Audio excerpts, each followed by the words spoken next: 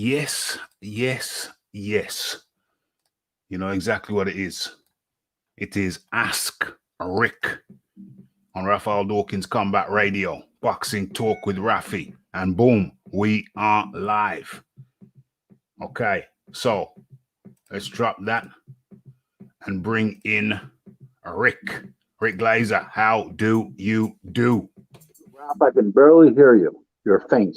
1 2 1 2 1 2 1 2 1 2 1 2 1 2. How you is it still the same? Is it still the same? Yep. Okay, this ain't good. What is it? Is it the mic? 1 2 1 2 1 2 1 2 1 2 1 2.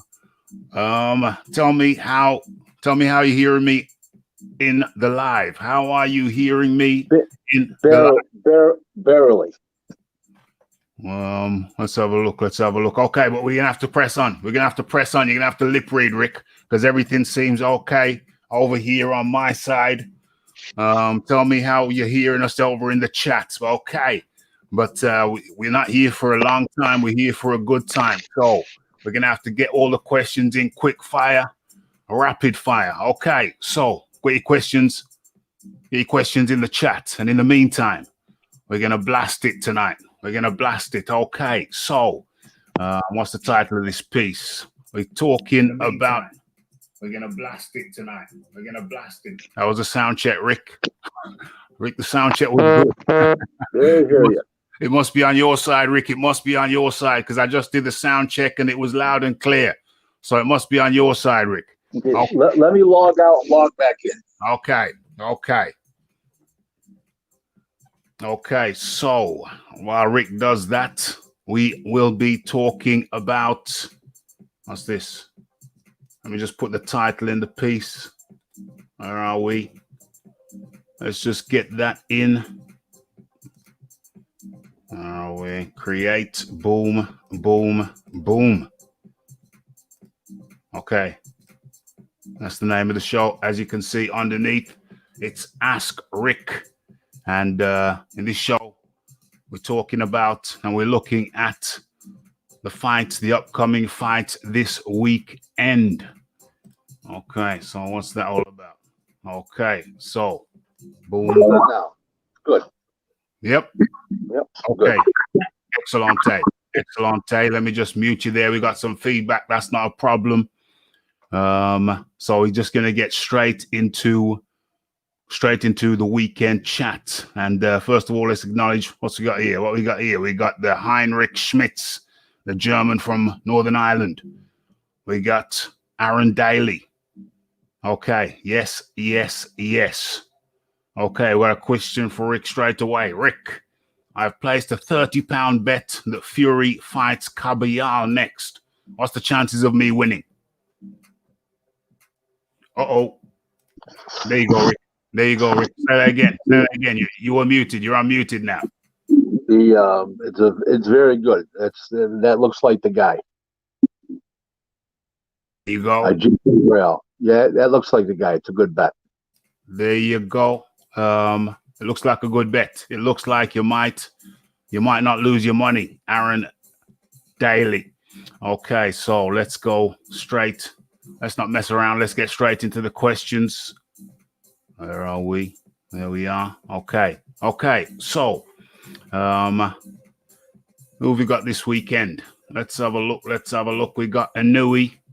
We've got Davis. Yeah, let's start with Davis. Davis versus Santa Cruz.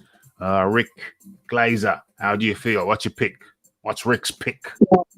I like Gervonta Davis, but that being said, it's a much smaller guy versus a much bigger guy. So it's Davis is supposed to win the fight. The fight is made for Davis to win.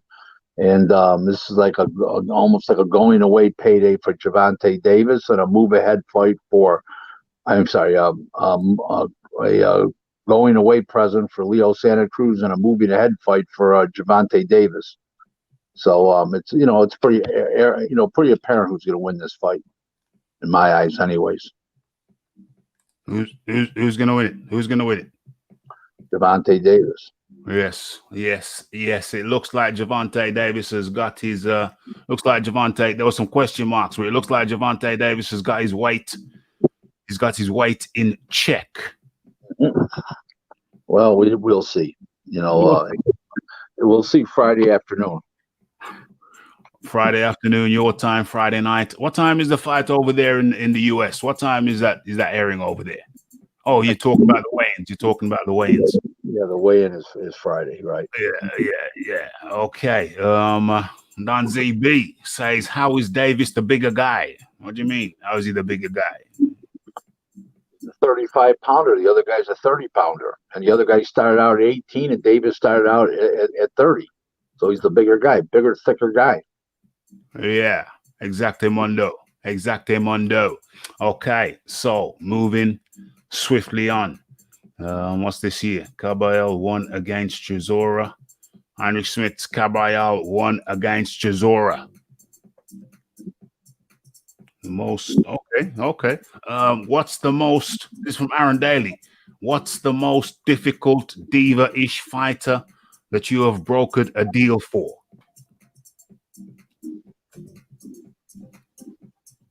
I would say Frankie Randall back when he was fighting in the 90s. He was brutal. It was never enough. More plane tickets, more hotel rooms. You thought you had the deal done. He comes back with more stuff, and he just completely wore me out. He took the fun out of the business for me. Oh dear. It's one of those unfortunate ones. Okay, let's press on. And where are we now? Okay, Savannah Marshall. No, that's a lady. You don't really do that. Okay, so Joshua. It is stated here, Joshua will look to get an exemption from the WBO to face Fury in 2021. What says Rick Glazer? He'll get the exception. No question. There's not even a question about a unification bout like that where all the titles are on the line after he does his IBF mandatory. There's no question about it. He'll get an exception.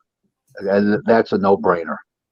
Especially when his promoters are Bob Arum, Fury's promoters are Bob Arum and Frank Warren, who's got a great relationship with WBO. Not even a question he gets an exception. Dame. So you heard it here first, folks.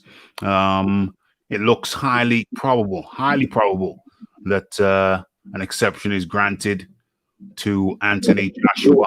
Will be granted to Anthony Joshua in 2021 to go direct to Fury. But you got to remember something, he may not want. He's got 2 other belts. They're fighting for the 3rd belt.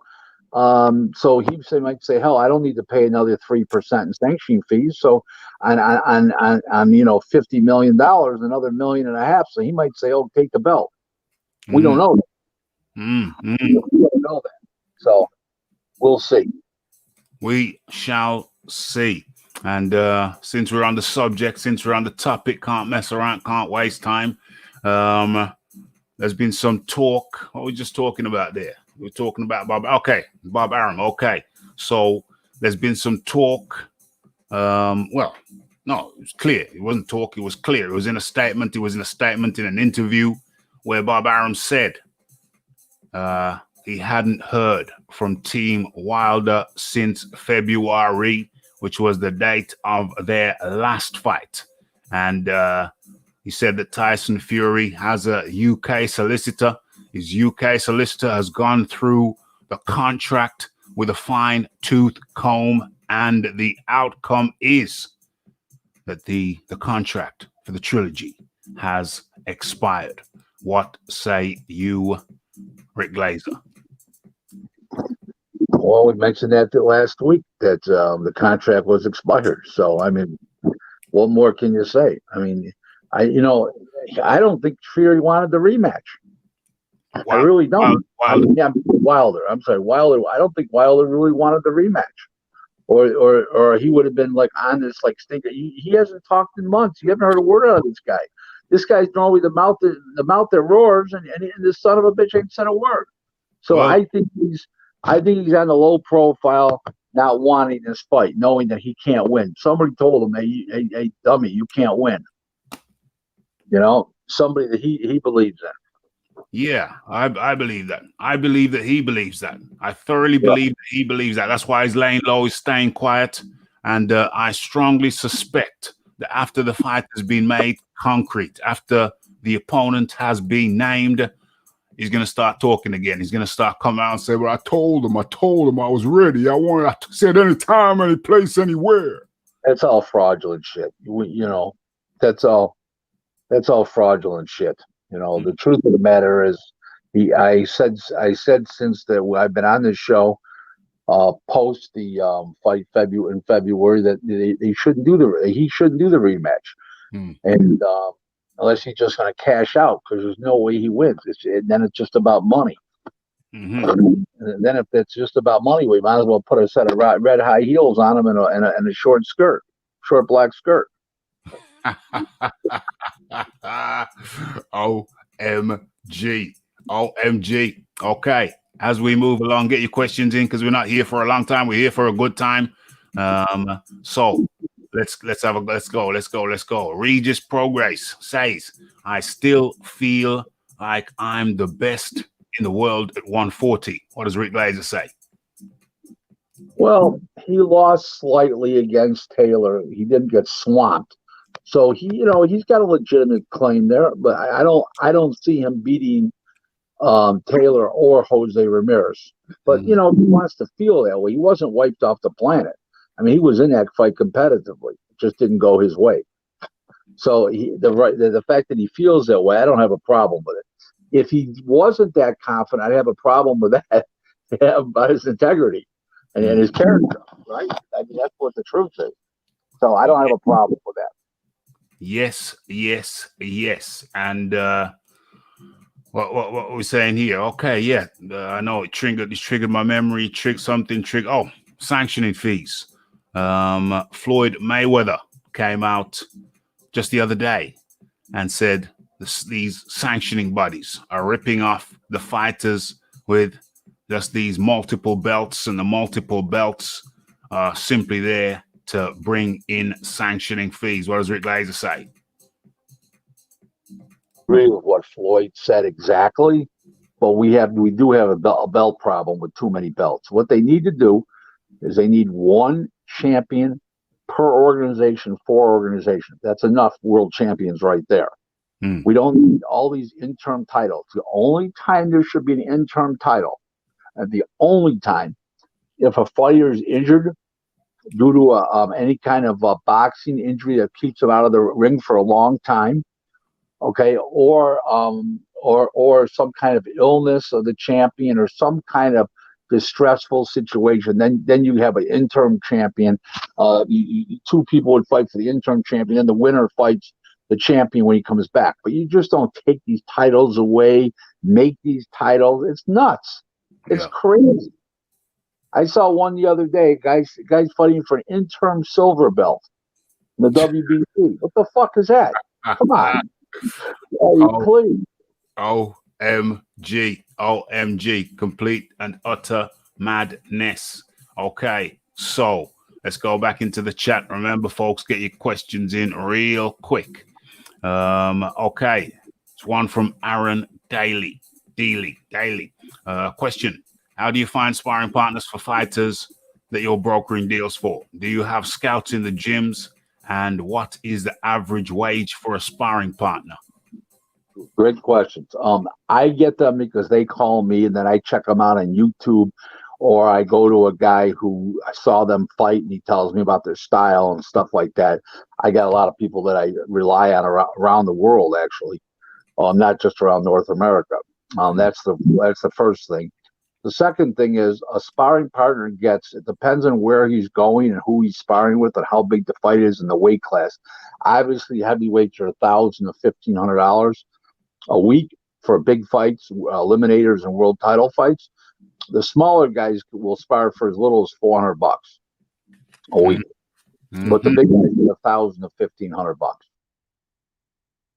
So that's how it works. Middleweights, super middleweights, light heavyweights, cruiserweights, and down, all the way to like 140 or 1,000 a week. Down 35, you can start getting guys for 500, 600, 30, 35. The little guys, they're about 400 a week. Okay, so good question from Aaron Daly. Let's get back into one of mine. Okay, so Leo Santa Cruz's co-trainer says Leo will be a monster. Javante will have to respect his power. Hard for me to believe that. If that's the case, either Davis doesn't have a good chin or he's got no heart. So, I don't think he weighed 118 pounds when he started out in boxing, and he slowly worked his way up to 130. Now he's fighting a big, thick 35 pounder. I don't think so. Davis is a big, strong 135 pounder, big, thick guy. So I don't think that's the case, that he's got to fear Leo Santa Cruz's punch about it. If he does, then he's got either no heart or no chin, and he's going nowhere anyways if that's the case. So that's the story there. So he's reached his Waterloo. Okay. Okay, so let's move on to the next question. So the Zone are set to launch in 200 plus markets. What's going on here? 12-1 to offer Garcia Campbell in the UK. Yeah, so they're spreading out. The Zone, maybe rumors of the Zone's demise have been exaggerated. Well, I never said they were going to go out of business. I said that they might curtail the high price fights and go back to more volume fights. In other words, more quantity and quality fights rather than just the biggest names for 30 million and all these figures 35 million, and go back to more or less fights that are have a cap of a certain amount of money, like $3, $4, $5 million for a whole fight. So they don't need to be in the $35 million fight business and $40 million fight business. They need to have good fights for $1 million to $5 million, and then they'll do just fine. They don't need those high price fights. That's in their minds only. But I think if they control the budget properly, they'll be around for a long time. But Eddie was like a runaway freight train with that money, and he was giving their money away. Yeah, it was giving their money away. Well, how come he didn't want to? What's this? What's the scene? What's the scene with Eddie and what's his name, Kell Brook? What's going on over there? How come he didn't want to give Kell Brook some of the Zone money? Rick Laser. Oh, well, he didn't want to give him some. It wasn't the Zone money. It was the Sky TV money. Aaron got the fight, and they were trying to have a UK TV partner, and this Premier Sports One stepped up, and they ended up airing the fight. I'm not sure if that's pay-per-view over there or not, but all I do know is that Sky TV wouldn't buy it, and they bought all his prior fights, so it's probably Eddie putting his foot down. So why is Eddie putting his foot down now? Eddie seems upset. Eddie seems upset. What's going on with Eddie? Well, Eddie, he left Eddie and went to Aaron. So Eddie wasn't making the fight with Crawford. He wanted to fight with Crawford. Eddie didn't want it. Okay, let's go to, where is he? Oh yeah, Aaron Daly. Aaron Daly's on it. Aaron Daly is on fire. Question: Brook is currently training with a random Instagram trainer. Is he just cashing out? Maybe. I don't know. I don't know his state of mind. I don't know him that well. But yeah, if he doesn't have his real trainer, which he doesn't, he got rid of Eddie. He's just looking to go over and get paid as much and do as best as he can. So he's probably looking to cash out. That's what it sounds like to me. Okay, so let's bring that down and go over to one of mine. Okay, so hold on. Let me just control that mic there. Okay, that's good. Okay, so Maloney, the Inoue. Yeah, Maloney versus Inoue. Maloney versus Inoue. What's your feeling? We're looking at the weekend's fights. What's your feeling on that? The over and under is 6.5 rounds, and that means halfway through the seventh. It means 6 full rounds and halfway through the seventh. So I like under the 7.5. Somebody's knocking somebody out. Now, more than likely, Inouye knocks him out, but Jason Maloney's no punk, and he's going to come to fight, and he could clip Inouye coming in. Who knows? But it doesn't figure to happen. But I under 7.5. I love the under 7.5. Okay. Okay, you heard it, folks. You heard it here. Under 7.5. That's where, if you're a betting man, that's where you'd be wise to go. Okay. So, hold on a second, Rick. I can't hear you. Hold on. There you go. It's the line is 6.5, but that's 6 full rounds plus half the seventh. So that's what that means. So, halfway through the seventh. I mean, I think it's a no-brainer myself. Okay, so let's get into another question. Another question from the chat. And it's Aaron Daly on fire. Okay, in kickboxing and Muay Thai, a lot of the fights have incentives for the fighter where they are paid extra or even double for stopping their opponent. Why isn't this done more in boxing? Because years ago, it was completely illegal in boxing to do that. And some of the commissions still actually have it on the books that you can't do it. And some of them have it on the books but aren't paying attention to it. Like they don't care. But people are just boxing's more traditional, and you couldn't do it years ago, and people aren't going to approach that subject. Okay. So it's an anti-corruption device.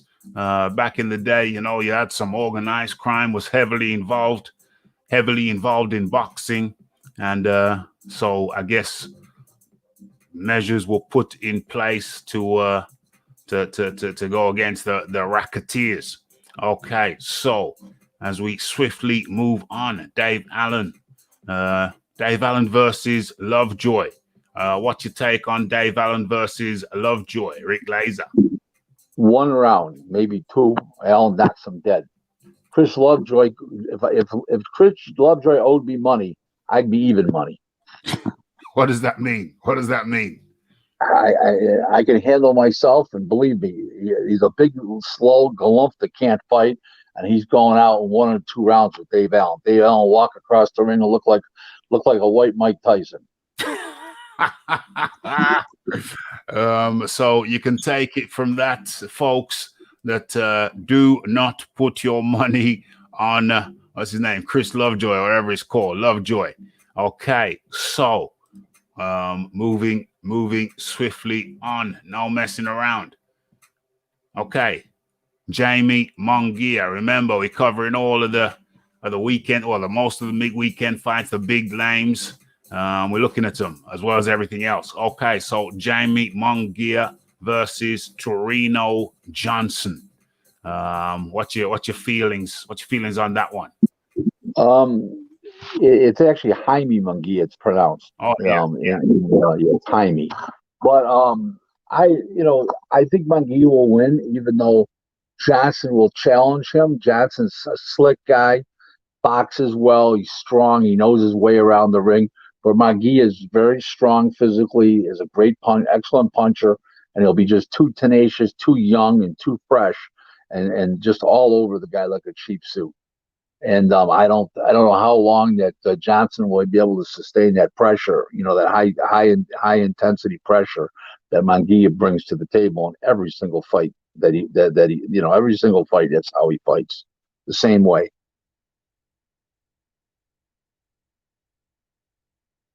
Hello?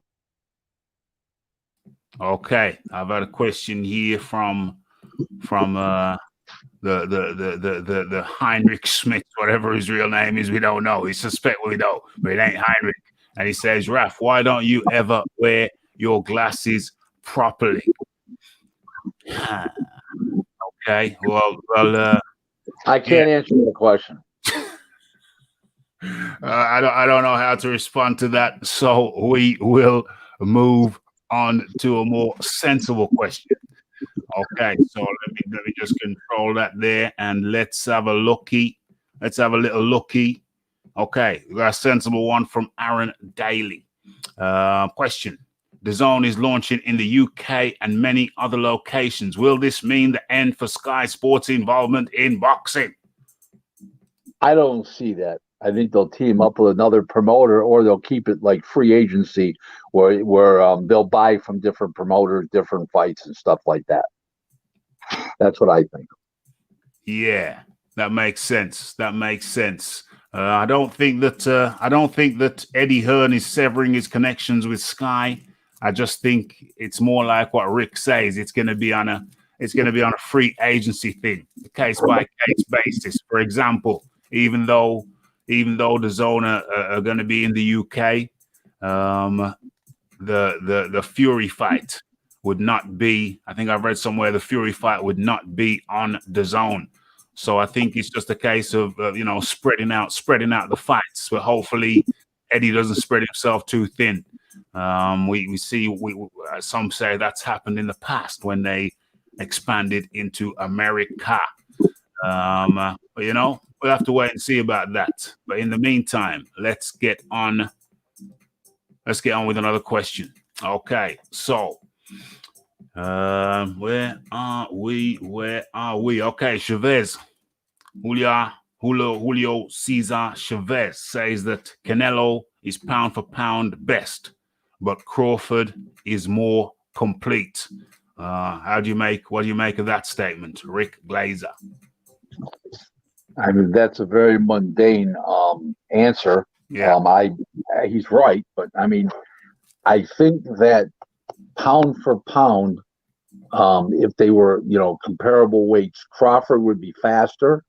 Mm-hmm. But he's quicker muscle wise, muscle twitch wise, and hand speed and foot speed, more agile. But I mean, Canelo's a rock.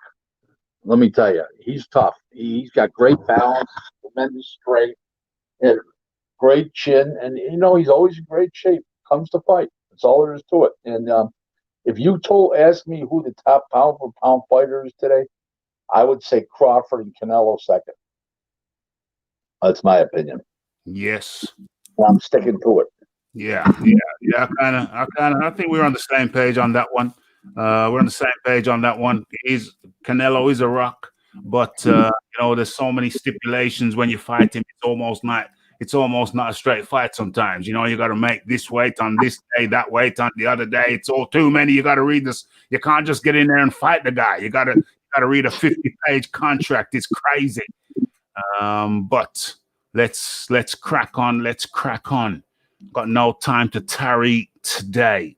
Okay. Oh, that's a good point from Aaron Daly. But okay, so let me preface it by saying that recently,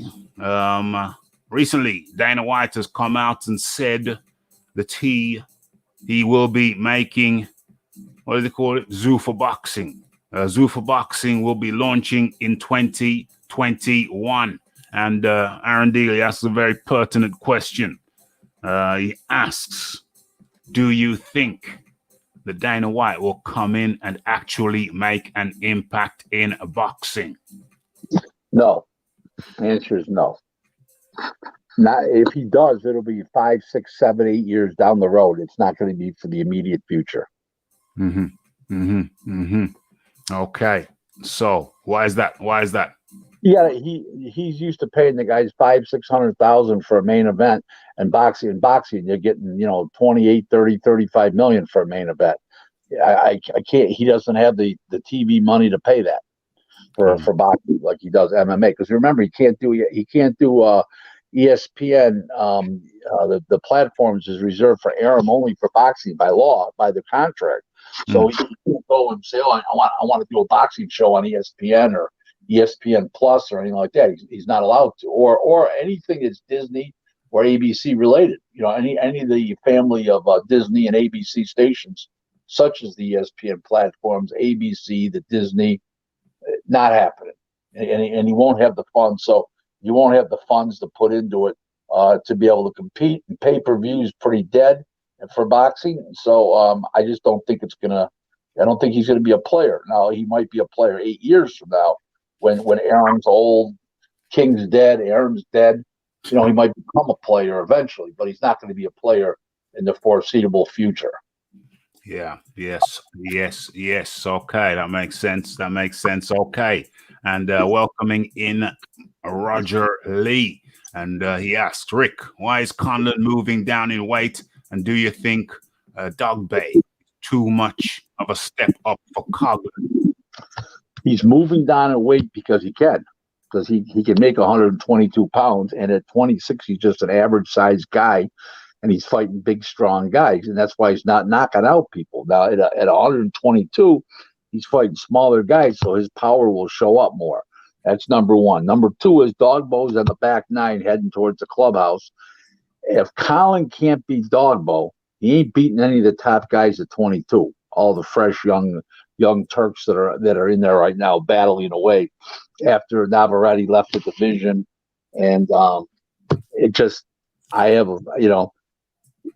if Colin doesn't win this fight, I would be very surprised and disappointed for that matter. Okay, so where are we going into the next question? One of mine. Okay, we might as well get into it. The biggest fight over here in the UK coming up this weekend, I believe, is, hold on, let me just take care of that mic over there. Let's take care. Boom. Is Cezora versus Usyk.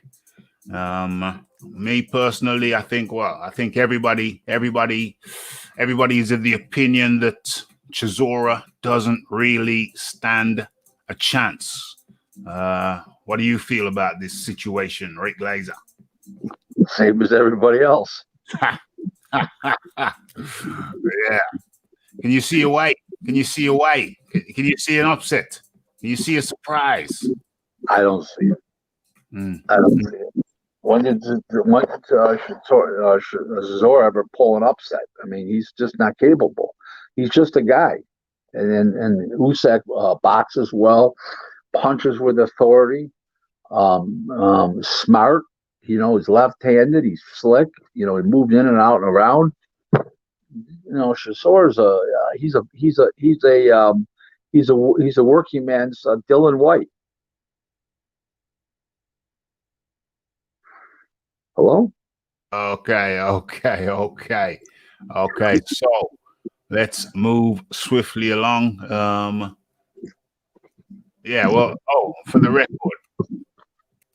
For the record, I think that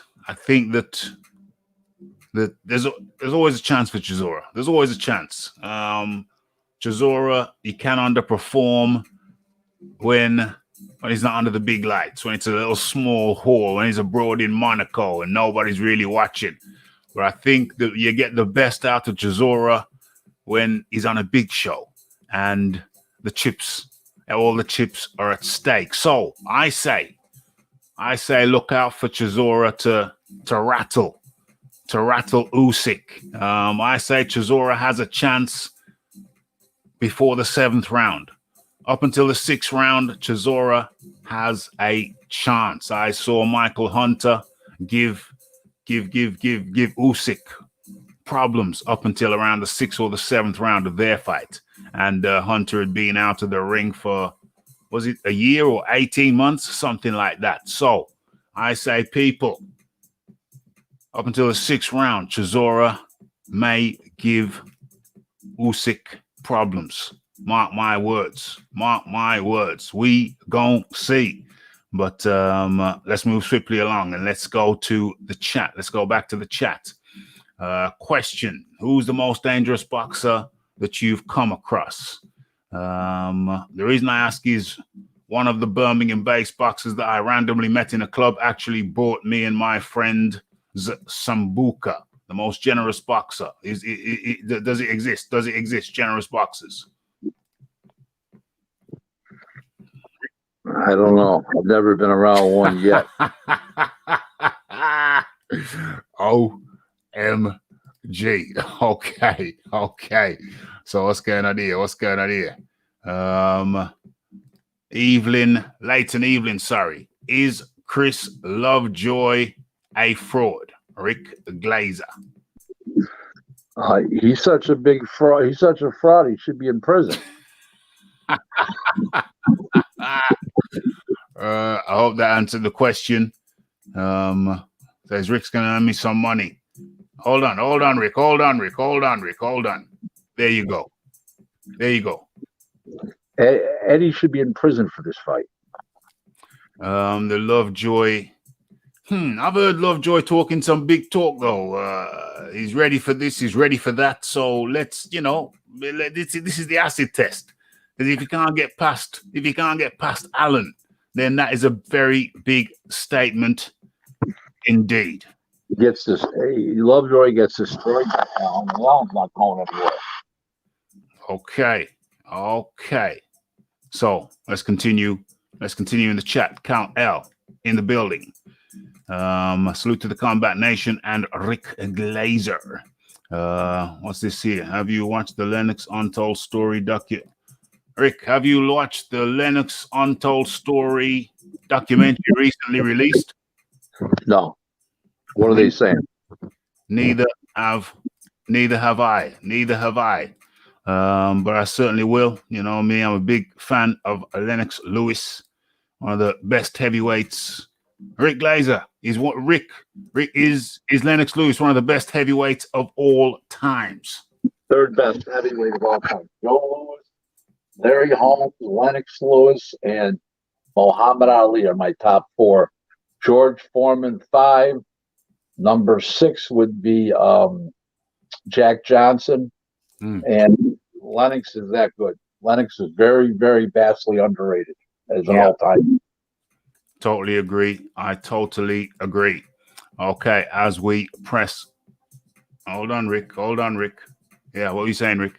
That doesn't mean that Lennox couldn't have stopped Joe Lewis in one round because of the size difference. But remember, if Lennox was around in Joe Lewis's time, he wouldn't be at the size he was. He'd be Joe Lewis's size. So in reality, error to error, he's number 3 best heavyweight of all time for my money. Boom. Definitely one of the top dogs, one of the best that ever done it, in my humble opinion. Okay, I definitely have to check. What's it called? Lennox Lewis Untold Story. Yeah, definitely gonna watch that. Where is that? Where is that? Netflix, or where is that available? Don't really matter. I'll find it. What does this say?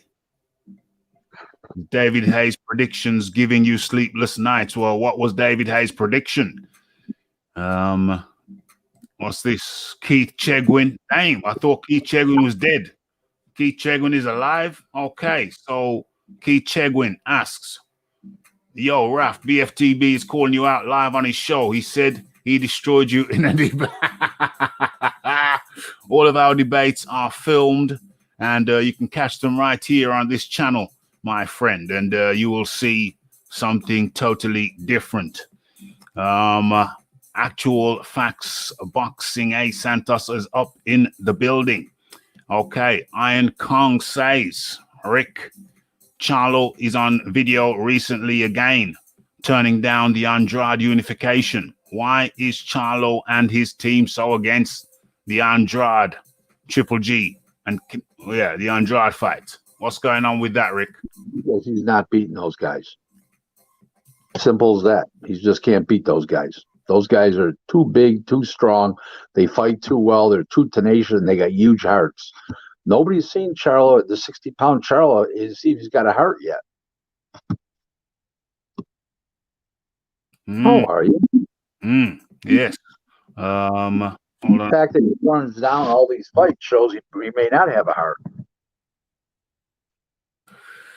Yeah, it does beg the question, what the hell's going on? What the hell's going on with Charlo? It does beg the question. And you do have to wonder.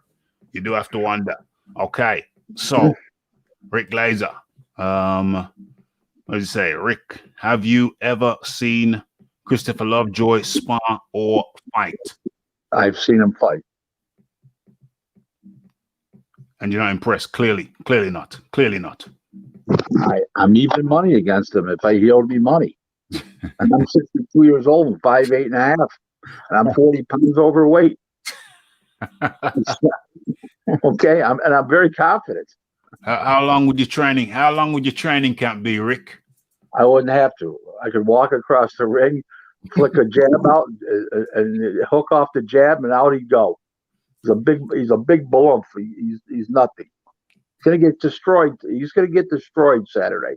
Eddie should be embarrassed about this fight. Embarrassing. Wow.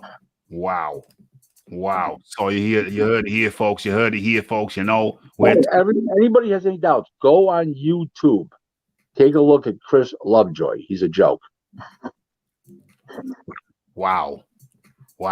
So you know where to put your money, folks. I'm not encouraging anyone to gamble, but for those who do, you know where to put your money. Ralph, we got 2 minutes. My wife's gonna get mad at me. I gotta put a nice shirt on and get out of here. Okay, we got 2 minutes. We got 2 minutes, so let's get through the chat. Let's get through the chat. I told you it's going to be a quick one, folks. Big Boys Boxing says, I reckon Usyk will win by round 9 or 10. No mass. Yeah, well, that's fine. I got no problem with that. I got Big Boys Boxing says, I got Dave Allen by stoppage round 3 or 4. Why so long? Okay. Let's have a look. Heinrich said, anybody know when the press conference is? Well, there's going to be a lot of press conferences, so you'd have to be a bit more specific than that. The Bronze Plumber says, no crowd equals no chance for Cezora. I presume that's what he means. Wouldn't matter. Wouldn't. That's not going to make the difference in that fight. Okay, no difference. Okay, we got 1.5 minutes to go. Cezora could only win by a lucky punch. Usyk won't let him get near enough to land anything lucky. That's a good analogy. I like it. Yeah. Out of all the boxers on Halloween, who's the most likely to score an upset? Leo Santa Cruz, Jason Maloney, or Derek Cezora? Great question. Maloney. Because Maloney's got big balls. He's gonna lay it all out. He's gonna come to fight, and he could land, and he could get lucky. He's a tough bastard. I mean, he could also go out one round because he's so brave. I mean, you know, he's got the best shot. He's got the best skill set of those 3 fighters, and he's the best puncher of the 3 fighters, pound for pound. Okay, I'm looking for the last question. Okay, we got one. Do you think that 2021 will finally get the battle of the bronze? What? Price versus Wilder? Will we see Price versus who does Wilder? Who does Wilder fight next? Who does Wilder fight next? I have no idea. I have no clue. But, you know, we don't know his state of mind. We don't know anything about this guy right now. He's like an alien. Yeah. Rob, I hate to do this to you this week, but as they say here in America, I got to go. Well, Rick, it's been a good one. It's been a quick one. Next week back to normal. Everybody, next week back to normal time. 1.5 hours. I got to go somewhere with my wife tonight. I didn't realize about the hour change, so I'm screwed up on this thing here, and I'm real sorry about this, everybody. But next week, get your questions ready for next week. We're going to fire away next week with Rob. Rob, it's been a pleasure. Thank you. Bye-bye, guys. Next week, Rick, next week. So that was Rick Glazer. That was the Rick Glazer. And yes, it was a quick one, as promised. What's going on here? Okay,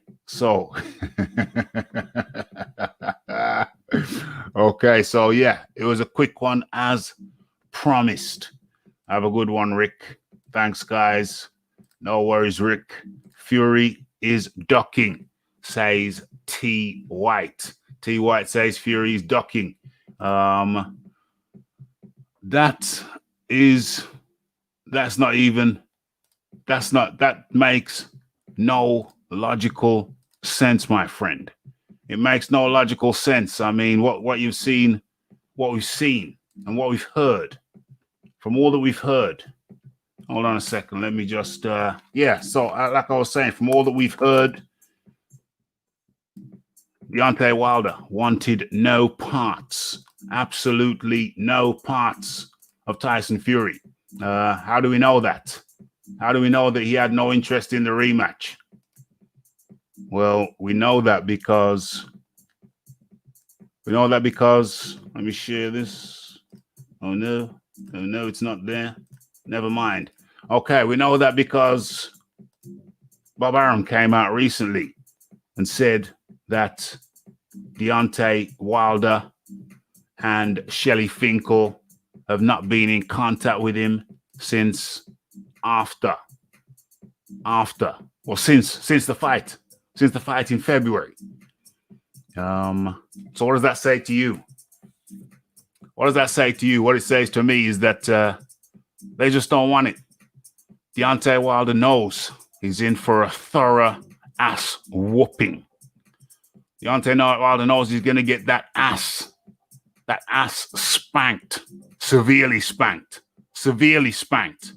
And I think it's very telling. I think it's very telling that we have not heard pretty much damn near anything from Deontay Wilder for the last what?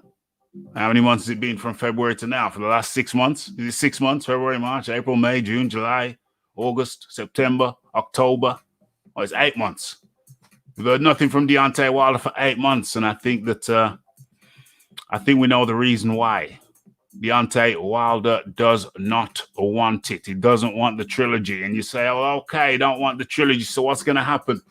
What's going to happen? He's going to sit this out. And when the fight is announced, when it's finally announced, when Team Fury have finally picked between, what is it, Ajit Kabayal, when they pick between Ajit Kabayal and Carlos Takam, when you finally pick, and then Deontay Wilder is going to come out and say, he's going to say exactly what you're saying, Fight Doctor. He's going to come out and saying that we told you, anytime, any place, anywhere. We told them that, and they went ahead and fought some low-level guy. I didn't want him with the bronze bomber, but I think the jig is up. I think it's blatantly clear. It's abundantly clear. It's blatantly and abundantly clear that Deontay Wilder just don't want the fight. And I think it's a shame, but I think it's sensible. I think it's sensible on Deontay Wilder's part, because who the hell here sees Deontay Wilder winning that trilogy fight? I'll wait. This who is it? Tell me who can put their hand on their heart and say they think Deontay Wilder wins the rematch, the trilogy. I don't see anybody. I don't see any hands. It's pretty damn clear, pretty damn obvious that Deontay Wilder's in a bad place right now. We've heard fighters in the past talk about going into a post-fight depression, and I'm not making light of it, and I'm not wishing that on anybody. But I think it's pretty obvious that Deontay Wilder simply knows, simply understands that he's in for another ass whooping. And who can blame him for stepping aside? But I think he's got a clever ploy.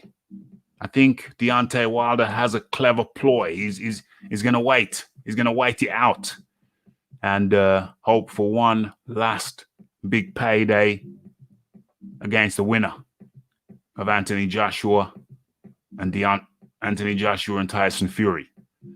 But in the meantime, Eddie Hearn has come out and said, where is it? Have I still got it?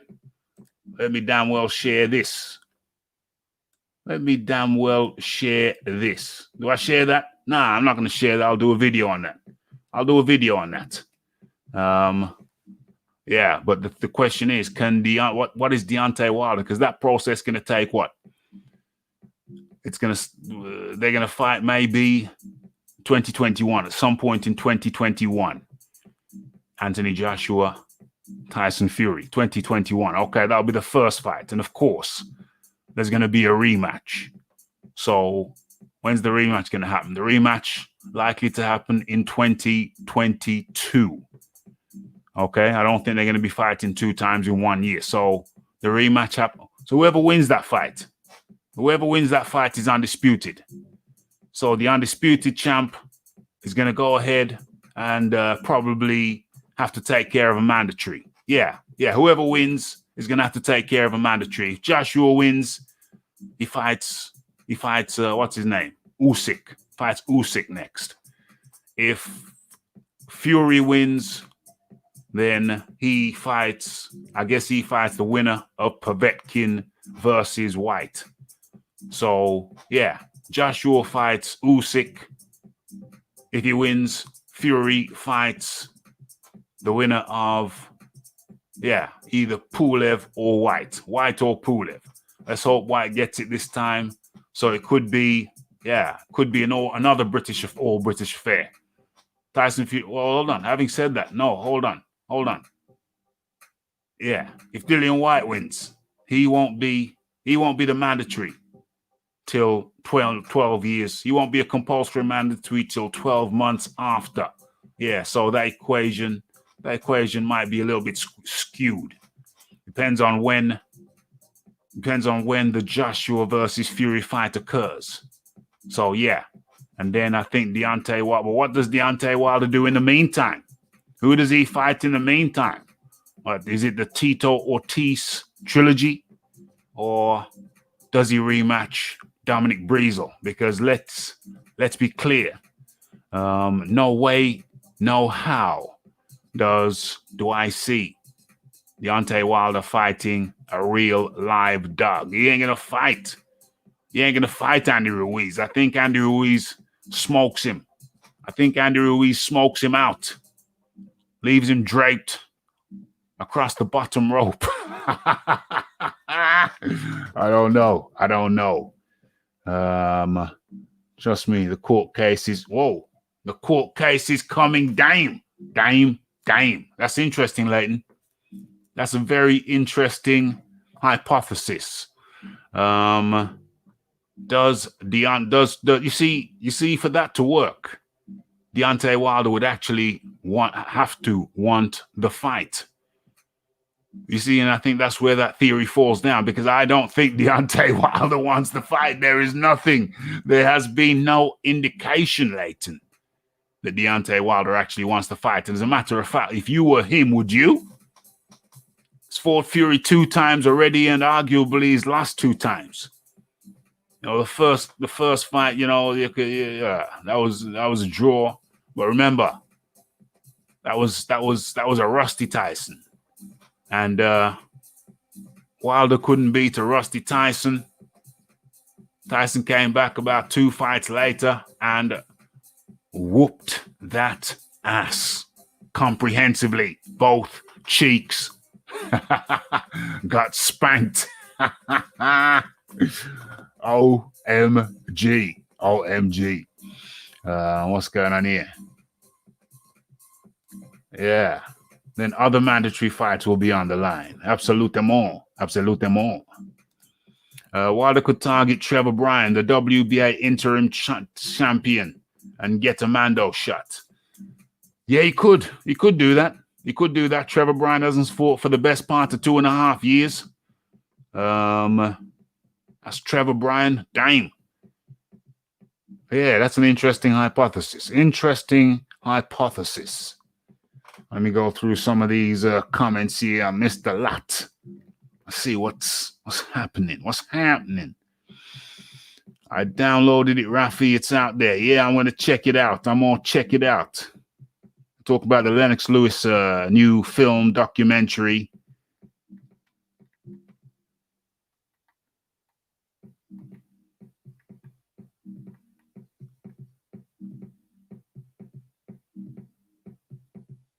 What's going on here? What's this? What's this? What's this? Yeah. Has Shelley Finkel let Wilder down, and should Wilder sack him? Hey, you see that's going on the basis that that you think that Shelley Finkel has not done exactly what Wilder wants him to do, but we've seen what happens when you don't do what Deontay Wilder wants you to do. He gets fired. He gets the sack, as we say over here in the UK. And no, he's not going to get fired. I don't think he's going to get fired, because my hypothesis is that Shelley Finkel is doing exactly what Deontay Wilder wants him to do. Exactly what, well, he's doing exactly what's agreed. They've come up with a strategy, and the strategy is to stay silent, stay low, stay low. You've seen him staying low. You ain't seen or heard of him. That's the strategy agreed with Al Heyman, Shelley Finkel, and Deontay Wilder himself. That is my belief. That is my hypothesis.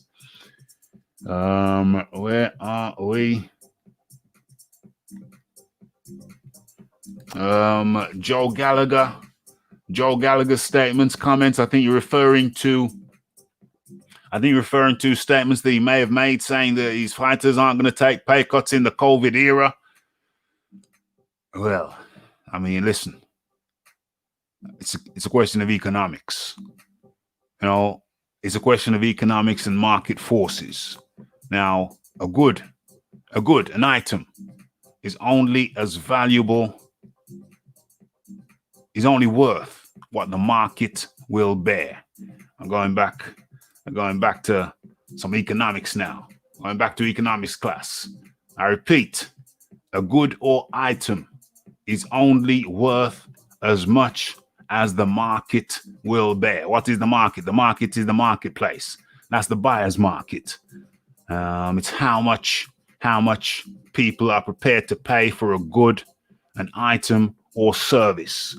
And if the market is depressed, as it appears to be in the COVID era, with more people with less money, then market forces come to bear. So a man can say whatever he wants to say. The market decides. The market will decide how much they are going to pay for goods, items, or services.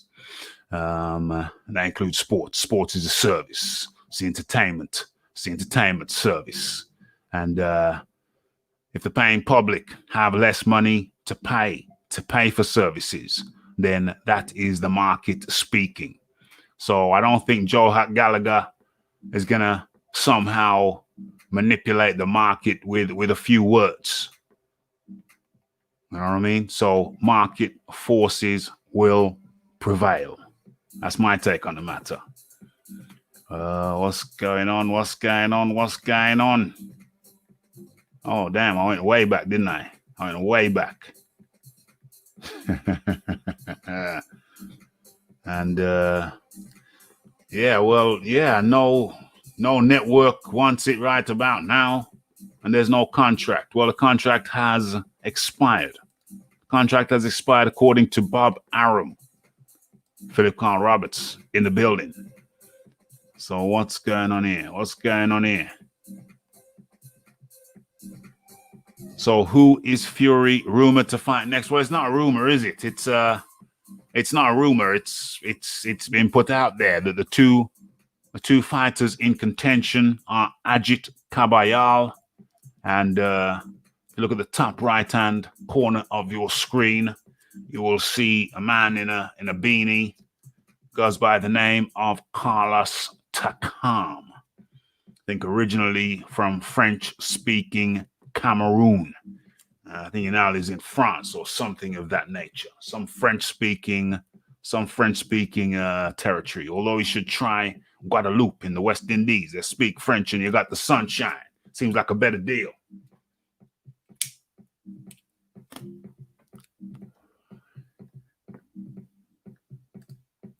Same old trick that Ortiz employs. It's a PBC tactics. And Frank the French is up in the building talking about the French. Frank the French, how do you do? Smash that like button. Hit that bell icon. Stay updated with news and notifications. And for sure, if you want to go the extra mile, go ahead and smash that share button. All the good buttons. All the good buttons. Okay. So, when Fury announces the date and venue, then the court case shall begin. So it will cost Fury money. Watch. Damn. I don't think it's gonna cost him a damn penny. I don't think it's gonna cost him a damn penny. Leighton Evelyn. Because if my suspicions are true and Deontay Wilder don't want it, there ain't gonna be no court case. As a matter of fact, rat-tat-tat-tat. I'm so confident. Let's do another little super chat bet. PayPal. I think you've PayPal'd me before.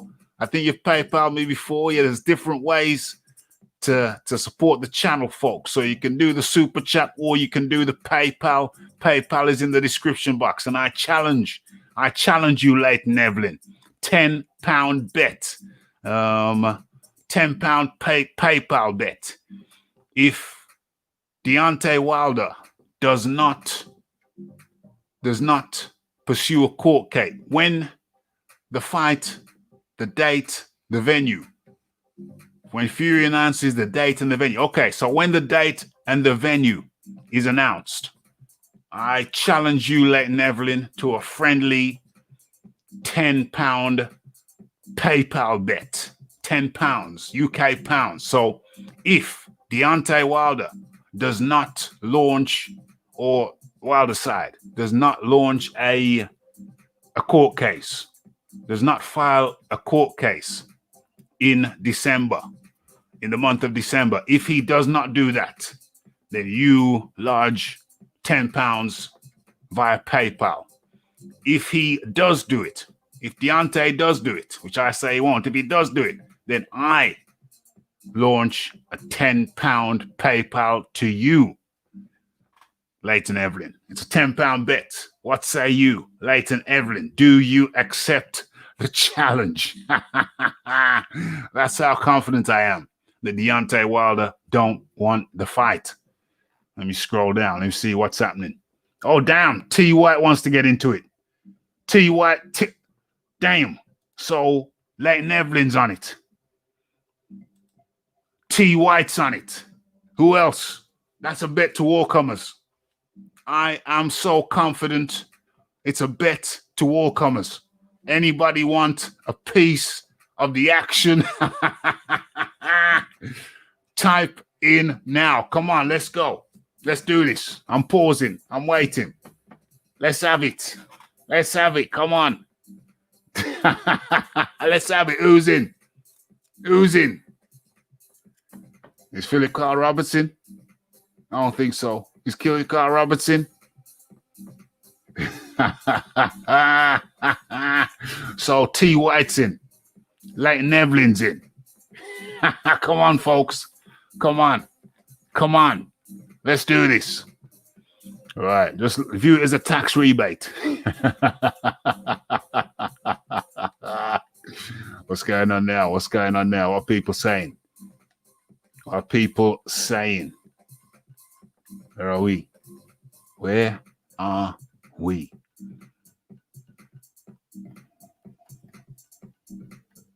Same old tricks. Have I done that? Yeah, done that one.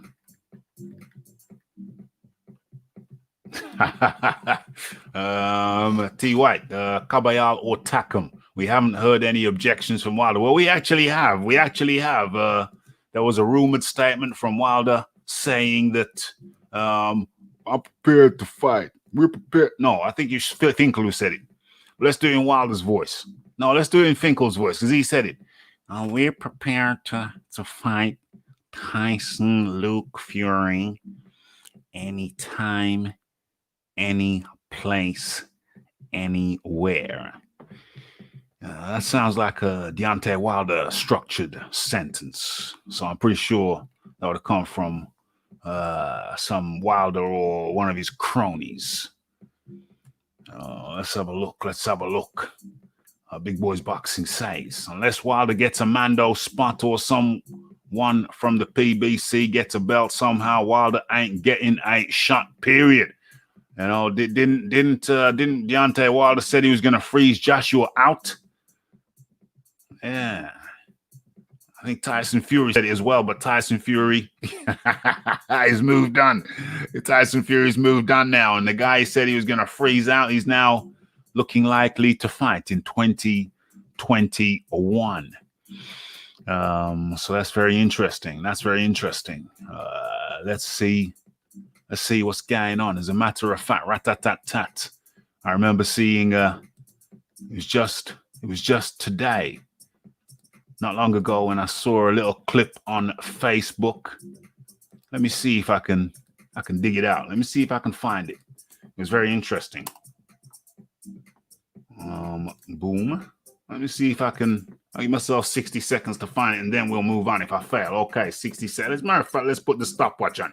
Let's put the. Damn, stopwatch was already on. Okay, let's go. Let's give myself 60 seconds. Let's see if I can find the damn thing. Twitter's easier. Twitter's easier because you just go to what you've liked. Let's see if I can go into that. Oh, let's see if I can find this. I got 40 seconds left. Kill that. Who's this from? Oh, that's not me. That's not me. Oh.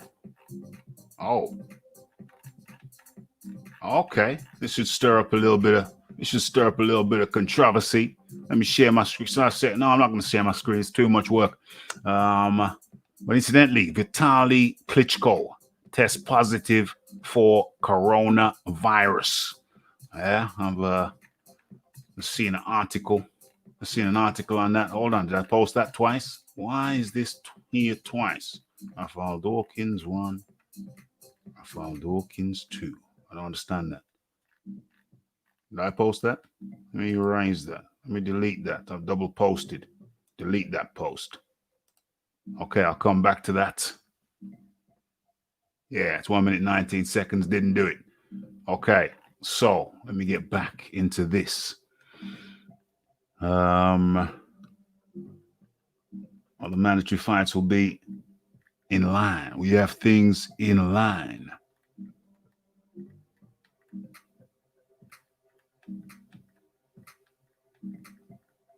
Hold on a second. What's that? What's this? I think once legal proceedings start, the champion gets stripped. How do you mean? How would Tyson Fury get stripped? I don't see how Tyson Fury would get stripped if Wilder started legal proceedings. I don't see how that would work out. Yeah. Feel free to expand on that if you'd be so kind.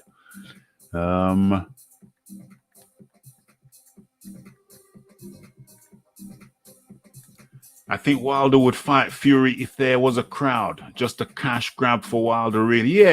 I'm of the opinion. I agree with that. That's a key point. That's a very good point. Yeah, I think he would. If there was a crowd, I think he would. He'd get beat. He'd get beat, mind you. But I think he'd take his beating for the Mo night.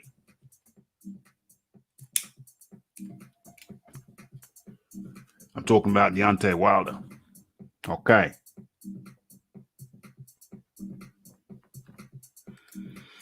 WBC need to eliminate themselves from boxing because they are a joke, says Robert Brown.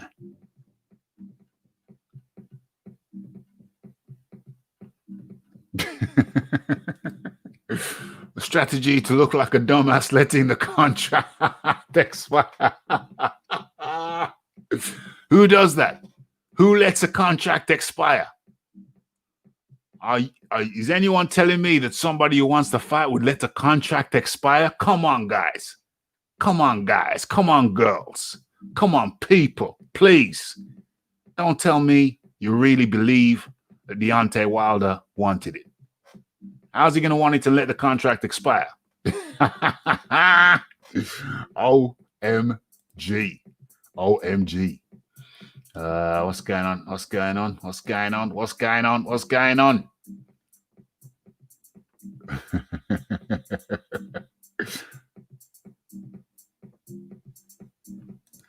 I've said for years that Wilder should get rid of Finkel.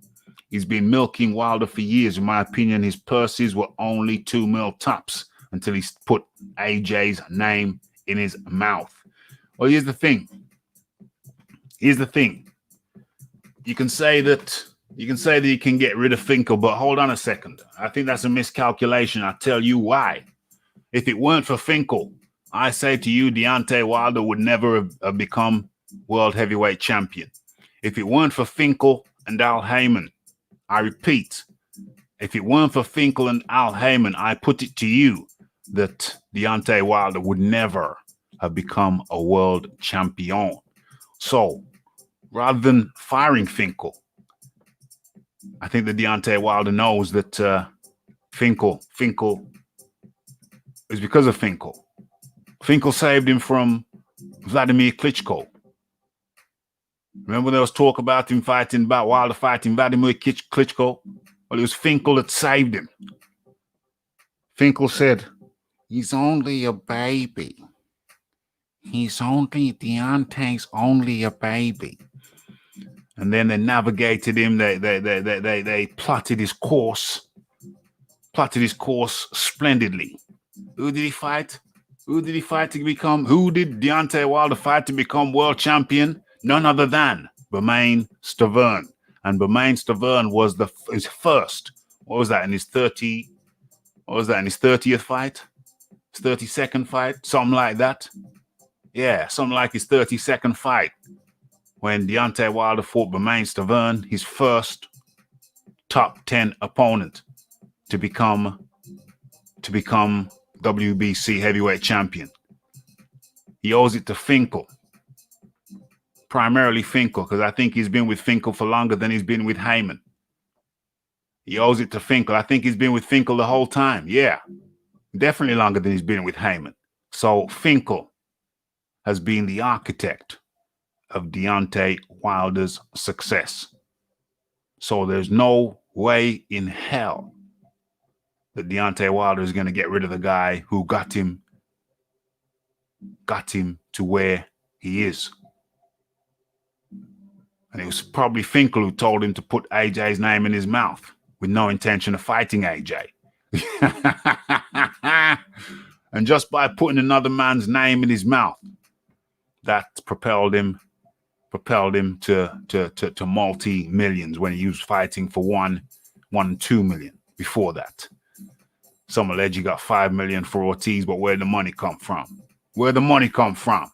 It was only when he put AJ's name in his mouth that he really hit the big time by taking the cherry pick gun wrong. And it's interesting because if he'd have won, if you'd have beat Tyson Fury, then he wouldn't have got the big paycheck for the rematch.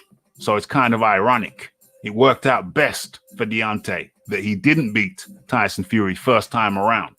Otherwise, they wouldn't have danced together second time around.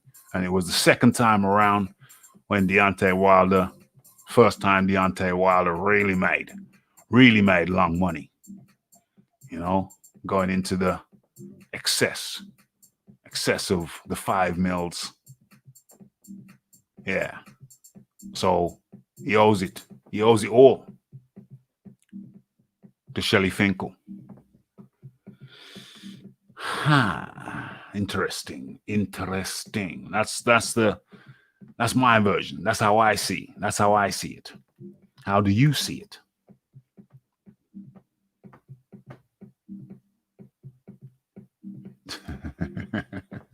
That's an interesting question right there. Why is Fury downgrading to fight a bum?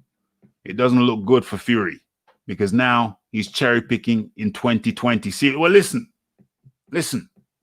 Come on now. Let us not talk falsely now. Tyson Fury has always been a cherry picker. Tyson Fury has not had a reputation as a scintillating fighter.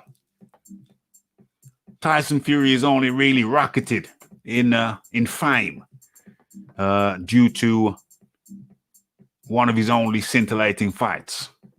And that was his fight with Deontay Wilder. But generally speaking, Tyson Fury has not been a scintillating fighter. He's certainly not being considered a scintillating fighter, quite the opposite. He's generally being considered to be a boring fighter. And I fall into that camp of considering him to be, generally speaking, a boring fighter. So that win over Deontay Wilder, it has certainly skyrocketed him to a greater level of market awareness. Let's put it like that. And as for him taking a cherry, yeah, I didn't expect anything less. Have you forgotten Tom Schwartz? Has that left your memory? Have you forgotten Otto Wallin? Although Otto Wallin gave him hell. Remember when Otto Wallin cut his eye? Otto Wallin was given a damn good run for his money. Yeah, one hell of a good run for his money. And remember, before the second Wilder v Fury fight, when people were saying, "Oh, it's too soon. The eye hasn't healed well enough. Deontay Wilder's going to cut his eye. He's going to split his eye open." And I said, well, hold on a second. Do you think Deontay Wilder's got that pinpoint accuracy where he's just going to work the eye? I said the eye would remain intactus. The eye would remain intactus. That eye wasn't touched. I don't think Deontay Wilder touched the eye once.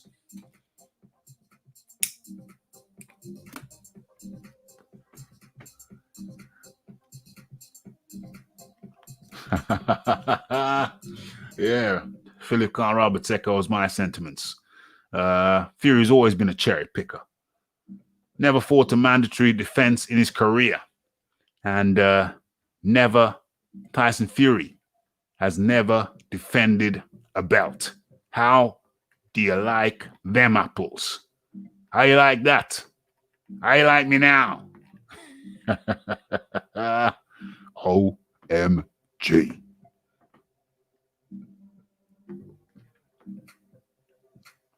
Yeah, there you go. It would only cost Fury if he lost the case. Otherwise, Team Wilder would have to pick up the tab. Not a mine.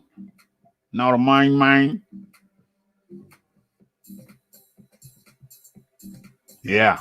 Yes. Matt B up in the building. Wilder could fight Char, the WBA regular, who's been sat on the couch for 3 damn years. Well, hey, yeah, I see a fly in the ointment. Matt B. Look what happened to Wilder the last time. The last time he tried to pick on a guy who'd been sitting on the sofa for a long time.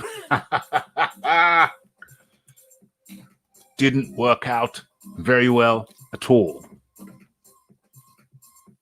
So I think Wilder will have severe reservations.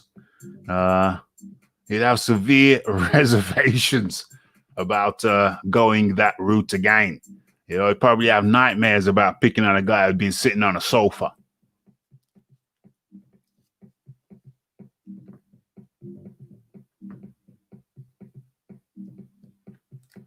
What's this? Apparently, Eddie said to Allen he'd get Char. He'd get a shot at Char if he beats Lovejoy.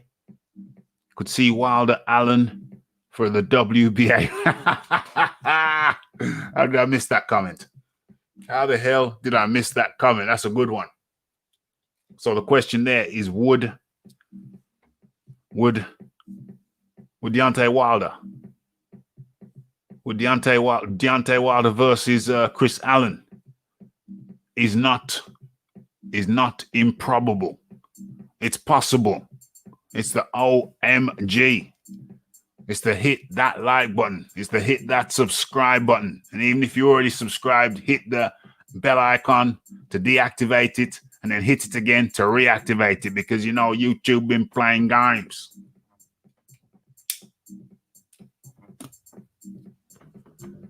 But Rafi's watching very closely, like a hawk. She's Biz up in the building. It looks like Wilder's moving like you don't want Sophia back. It's like you don't want.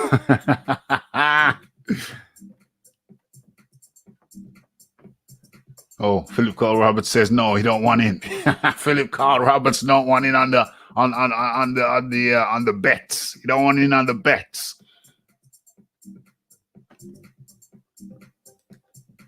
No, Fury can't fight if there's a court case. You're suggesting that if there's a court case that he can't fight, Fury couldn't fight in December? That's an interesting proposition. You're talking about an injunction. You're suggesting that Wilder could take out an injunction against Fury, preventing him from fighting in December. This fight is a voluntary, not a mandatory, and he's not excluding the possibility of fighting Fury in the future. So that's what he'd say in court. He said Fury would come in court and say, Your Honor, I'm the big gypsy king. I'm the king of the gypsies. And my word is my bond. And after I fight Takam or Ajit Kabayal, then we can certainly enter into negotiations.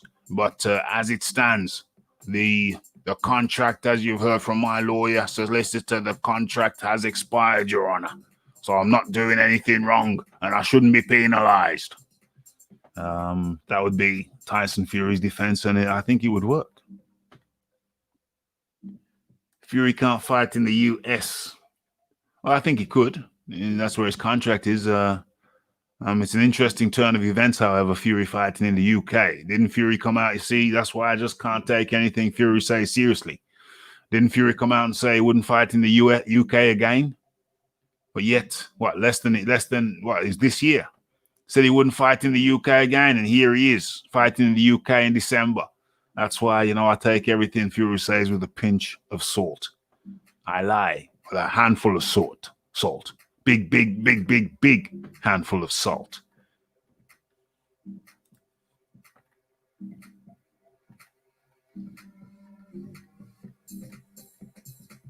What's going on here? AJ and Fury should get on stage and burn all their belts and fight for the lineal belt that does not require commission payments. Dang. That's an idea. But unfortunately, the belts equal leverage.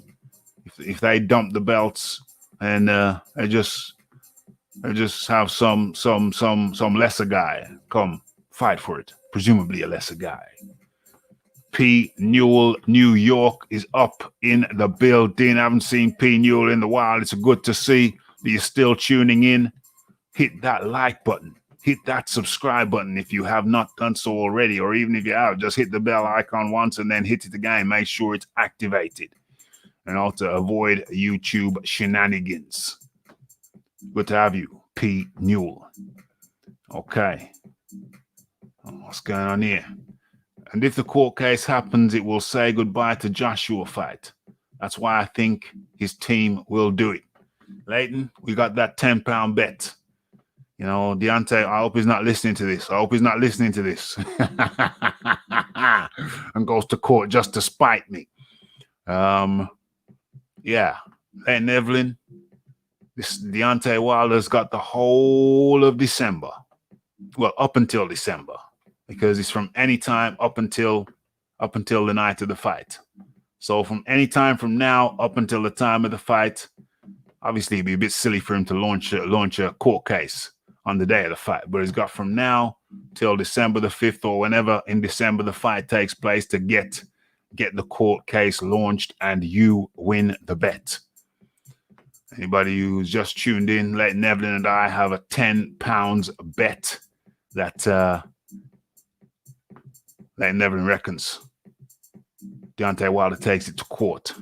And I say, no way does he take it to court, because he don't want it. P. Newell says, we love Wilder in the States. Well, that's understandable. That's your guy. That's your American guy. That's your American guy. But he's not as good as Wilder. He's not as good as Fury. We know that. He's not as good as Fury. I don't think he's as good as Joshua, but he went the Fury route, so we don't find out.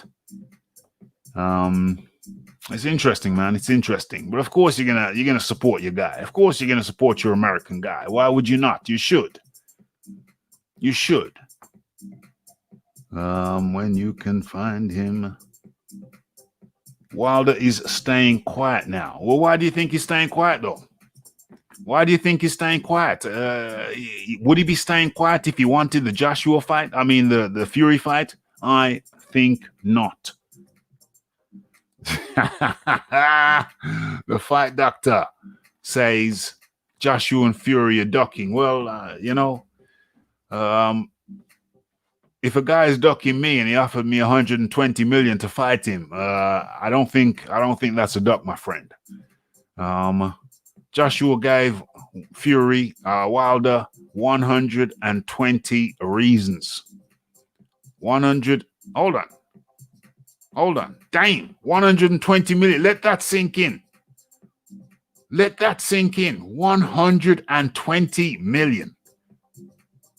20 million to fight Breezel. Maybe 20 million for some other no-name guy. And what's that? 2 times 40 to fight Joshua. Joshua gave Wilder 120 reasons not to duck him. But that wasn't good enough for Deontay Wilder. Now he's crying in his soup. Wilder is a massive overachiever.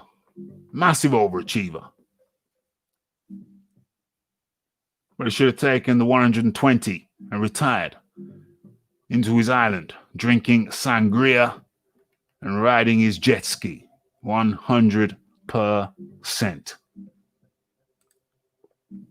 Wilder just a baby. A couple of low-level fights first. I mean, come on. He was supposed to be a champion.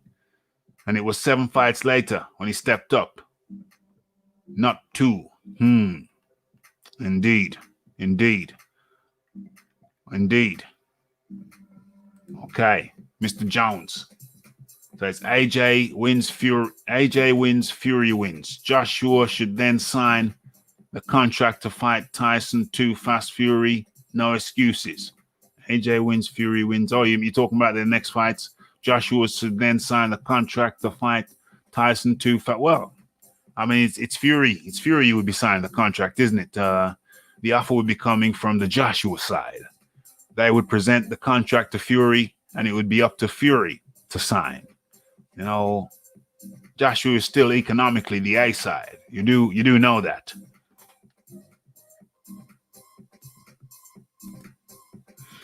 Never defended a belt, but does still have the best win of all current heavyweights. Well, you can make the argument, but the counter argument is that he shouldn't have even been in the ring with Vladimir Klitschko after failing the dope test in his fight immediately prior to that against Christian Hamer. So he shouldn't have been in the ring against Vladimir. You know, there is that argument. J Blues Radio up in the building. What up, Raf? Wilder has lost control of his shizniks. His constituents is ruining his credibility. He needs to come out of hiding and let something be known. I have to agree. I have to agree. I have to agree. He needs to come out of hiding. It's not a good look. Just a few months ago, Deontay was the world WBC heavyweight champion, and now he's in hiding. It is quite unacceptable. It's not a good look whatsoever. Raf, you know Tyson Fury beats Anthony Joshua. Well, actually, my bet is that Anthony Joshua knocks. My bet is that well, hold on. Let's get it right. The Tyson Fury is possibly the best boxer in the heavyweight division right now. That's quite possibly true. However, who would I pick? Where would my money go? Where would my money go if that fight was signed? I've got to tell you, my friend. I have to tell you, my friend, that what am I watching here? I'm scrolling. I'm looking for something. And talking to you, multitasking over here. I have to tell you that my money would go on Joshua knocking Tyson Fury out, leaving him draped over the bottom ring. That's where my money would go. I repeat, my money would be on Anthony Joshua, leaving Tyson Fury draped over the bottom rope. And OMG, never underestimate the Rafi. Never underestimate the Rafi. Because just as we're talking about some shiznicks, let me stop sharing that and start sharing this. Where is it? Boom, boom, boom. So I don't know, you should be seeing... You should be seeing what I'm seeing now.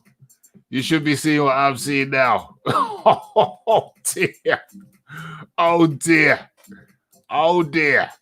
It's like Tyson Fury, gets a good win or two, and all of a sudden this can't happen to him. Where is it?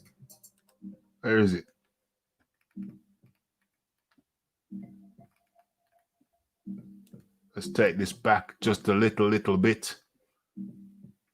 Let me see. Do you see what I see? Why has it stopped? Boom, boom, boom, boom, boom, boom, boom, boom. You see the knees dip? Did you see the knees dip? OMG. And you're telling me all of a sudden Tyson Fury's become unbeatable? Are you having a bloody laugh? Are you having a bloody laugh? You must be out of your goddamn mind. What was that against Nicola Further? Yeah, Nicola Further. You're telling me Nicola Further can do this to Tyson Fury, but Anthony Joshua can't? You must be out of your damn mind.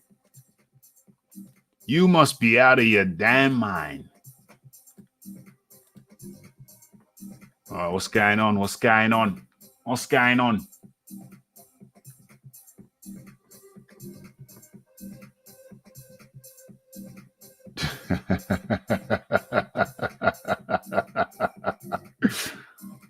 have a look. T. White, Wilder clearly ducked Joshua. Turned down $120 million and ended negotiations by saying, "We have other things in line. Joshua don't call the shots. We have other things in line. Joshua will have to get to the back of the line." You must be out of your goddamn mind, J. Jones, Mr. Jones. Yeah, where's Mrs. Jones? I did a song about her. Okay.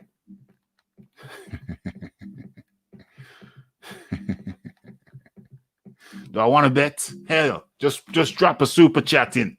Don't worry about bets. Just drop a super chat in. Light the place up. Do the right thing. OMG. Ruben Guerrero.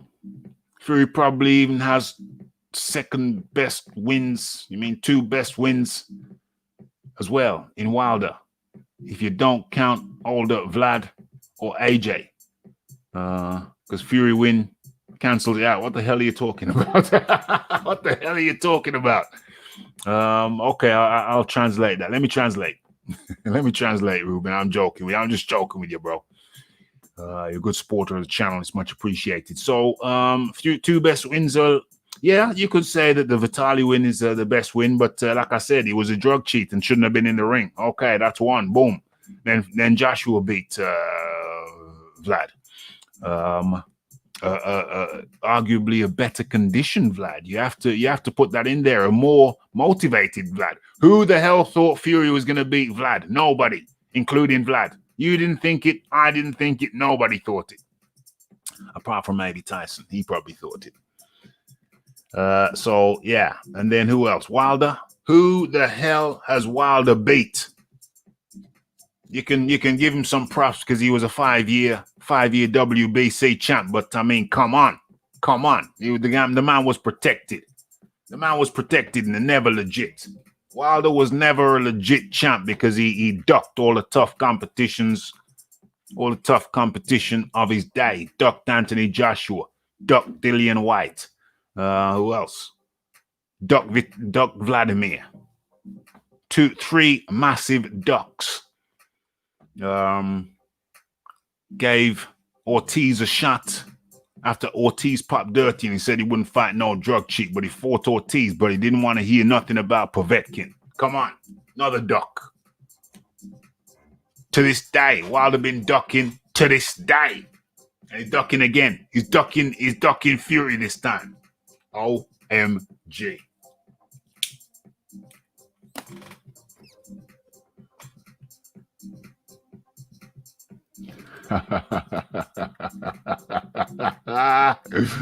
Yeah, she's busy. AJ would send Fury into retirement. Hey, I mean, you might. Hey, that's very, very possible.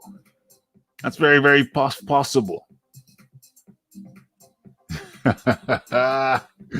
Very, very. Yeah, I hear you.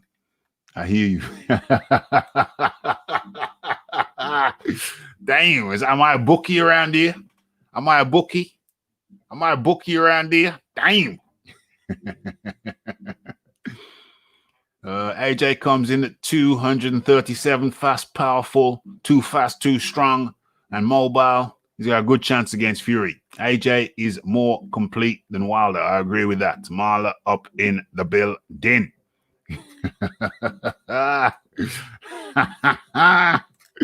Oh my gosh. Fury's corner throws the towel in. Where are we? I think people are talking about what's going on? Why have I showed myself? People are talking about this, I think. Let's have another lookie. Let's watch again. I think people want to watch again. This is Further. Fury versus Nikolai Further. Wait for it. Boom. Yelp. Ow, ouch. Ouch. Ouch.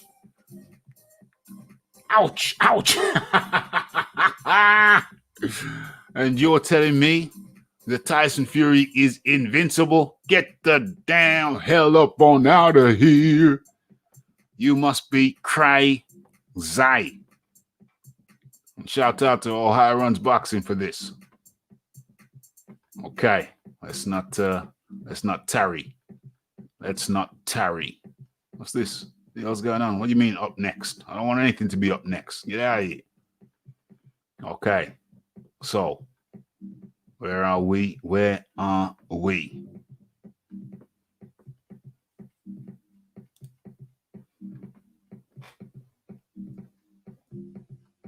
Mr. Jones says, Ralph, you ain't answering me. AJ will get flattened, and you know it. Really? Oh, I think otherwise.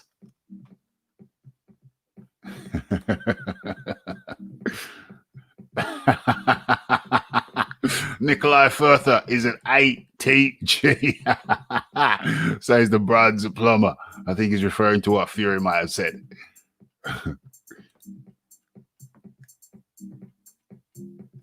Fury did clean up against Wilder with those feather dusters of his. Joshua is a different animal.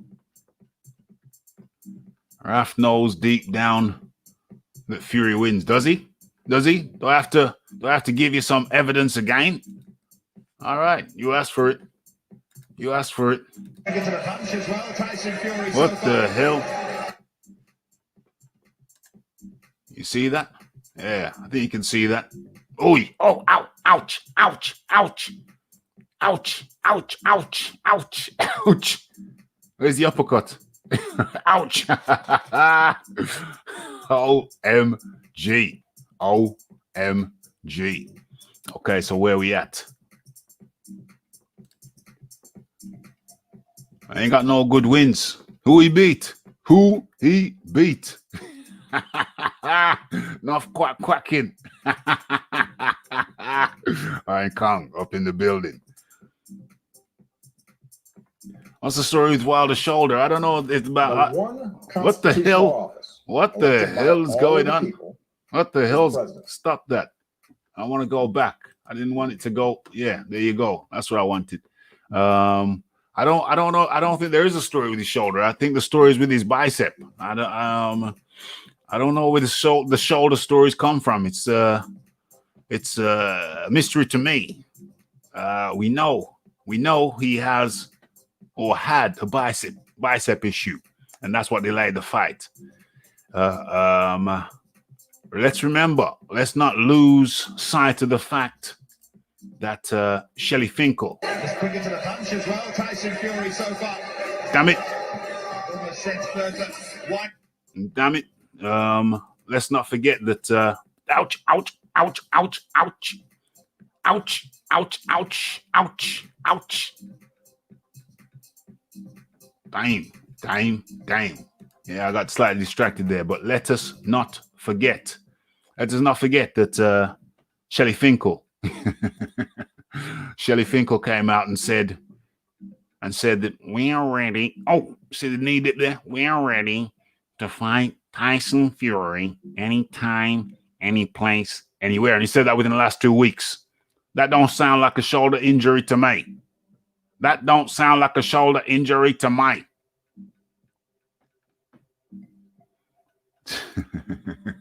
Raf, you're going to be in tears fight night.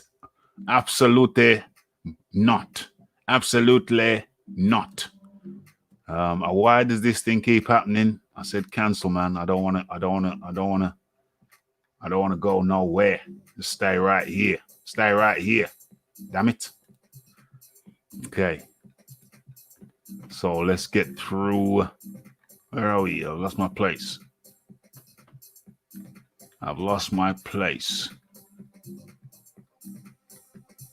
Who he beat?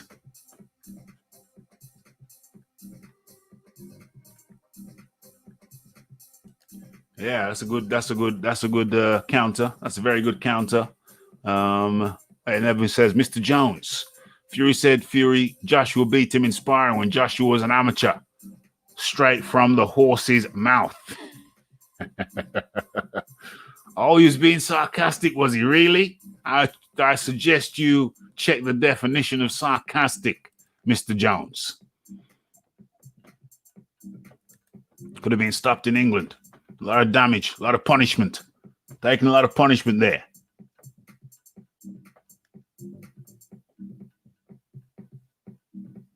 What?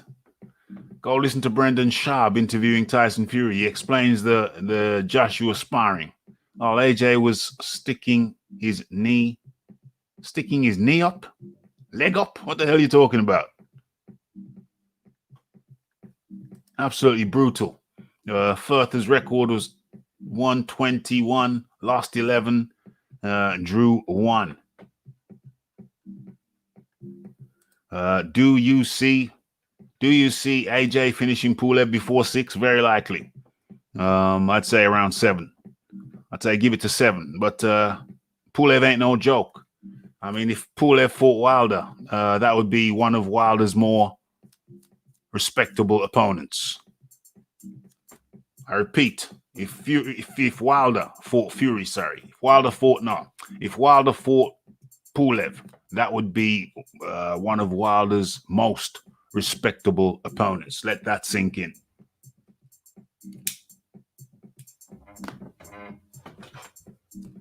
Let that sink in.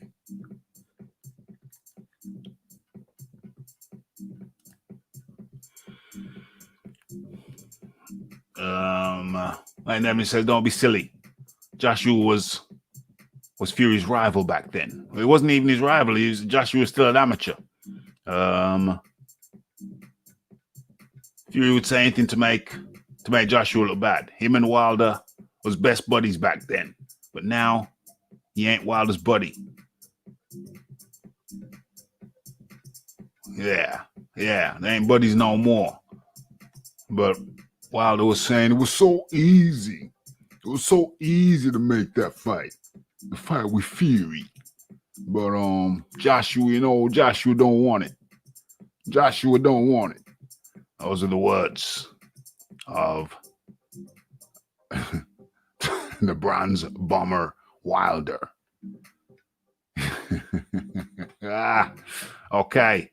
And we're just going to let Nikolai Further and Tyson Fury see us out. So this was Ask Rick. But we had some mix up with the timing. Over here in the UK, the clocks went back by an hour. Damn it. Cancel. The clocks went back by an hour. And so, yeah, what was a 4 p.m. start over there on the East Coast of America, now with the clocks going back, it means it's a 5 p.m. start. So Rick thought that what's going on? 4 o'clock over there now is 8 p.m. over here. It used to be 9 p.m. But now with the clocks going back, I don't know what they call it, daylight saving, winter time, whatever. I don't know why they do that. Something to do with, what the hell do they do that? Why the hell do they do that? I'm not sure. I'm going to have to research that. I heard some theories, some arguments, but I can't really remember the ins and outs of the thing. Damn it. Stop it. Can't remember the ins and outs of the thing. Yes. Damn it. So, yes. If you have not smashed that like button, but you've enjoyed the content, then hit that like button.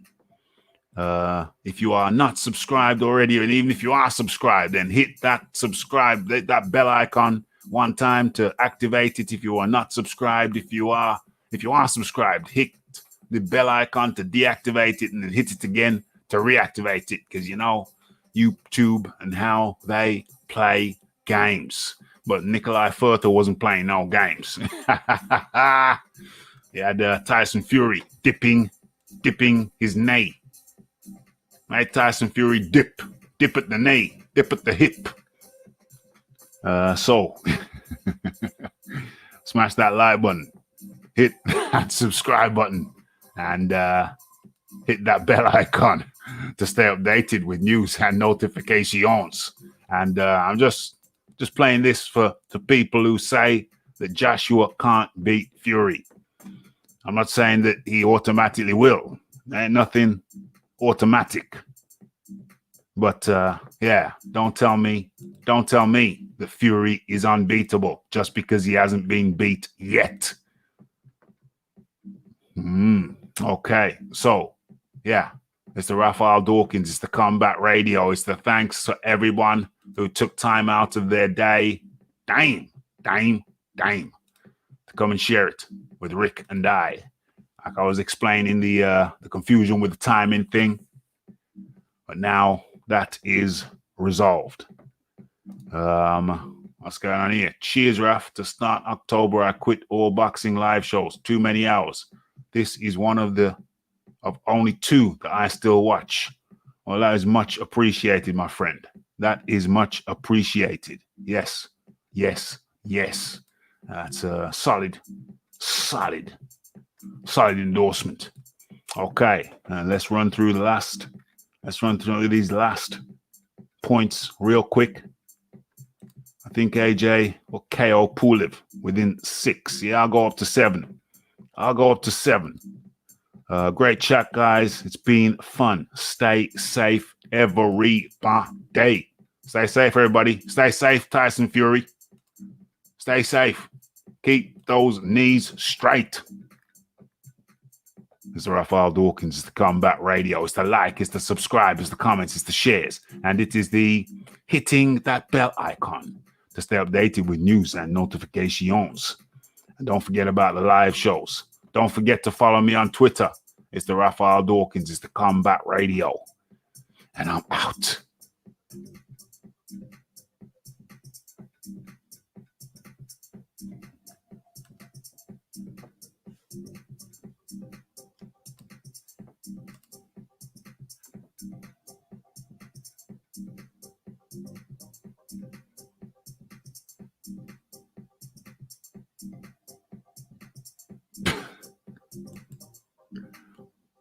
Blessed.